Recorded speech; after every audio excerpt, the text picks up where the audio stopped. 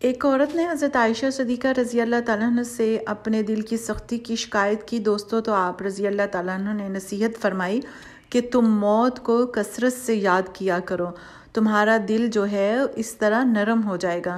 حضرت علی ابن ابی طالب رضی اللہ تعالیٰ عنہ فرمایا کرتے تھے کہ قبر جو ہے وہ عمل کا صندوق ہے اور موت کے بعد ہی اس کی خبر ملے گی۔ اسی طرح سے حضرت عمر بن عبدالعزیز کا معمول تھا دوستو کہ وہ علماء کو جمع فرما کر موت، قیامت اور آخرت کا مذاکرہ کیا کرتے تھے۔ پھر ان احوال سے متاثر ہو کر سب ایسے پھوٹ کر روتے تھے کہ گویا ان کے سامنے کوئی جنازہ رکھا ہوا ہو۔ موت کو یاد کرنے کے بڑے بڑے فوائد ہیں دوستو۔ علامہ سیوطی لکھتے ہیں کہ بعض علماء سے منقول ہے کہ جو شخص موت کو کثرت سے یاد کرے گا اس کو اللہ تعالیٰ 3 باتوں کی توفیق عطا فرماتے ہیں۔ پہلی بات کیا ہے کہ اگر اس سے کوئی گناہ ہو جائے تو وہ جلد از جلد توبہ کر کے گناہ معاف کرانے کی کوشش کرتا ہے۔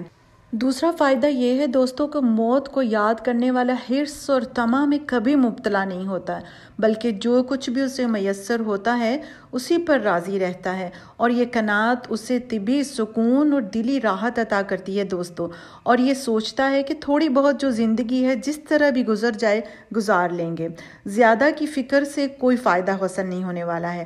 اسی طرح سے تیسرا فائدہ کیا ہے موت کو یاد کرنے والے کا کہ موت کا استحضار رکھنے والا شخص جب بھی عبادت کرتا ہے تو پوری دل جمی سے یعنی خضوع اور خشوع کے ساتھ کرتا ہے۔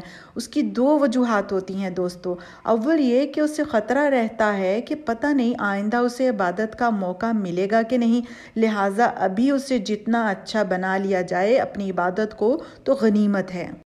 دوسرا یہ دوستو کہ آخرت کی یاد کی وجہ سے اسے عبادت پر ملنے والا عظیم اخروی بدلہ جو ہے اس کا اسے کامل یقین ہوتا ہے، جس کی بنا پر اس کی عبادت میں وہ کیف اور سرور اس کو نصیب ہوتا ہے جو الفاظ میں بیان نہیں کیا جا سکتا ہے۔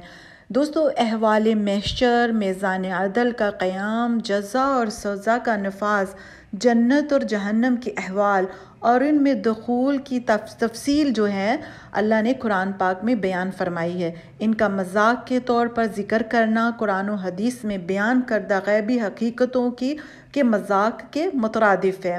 دوستو، آخرت کے تصور کو مردہ فکر سے تعبیر کرنے کا کوئی مسلمان تصور بھی نہیں کر سکتا ہے۔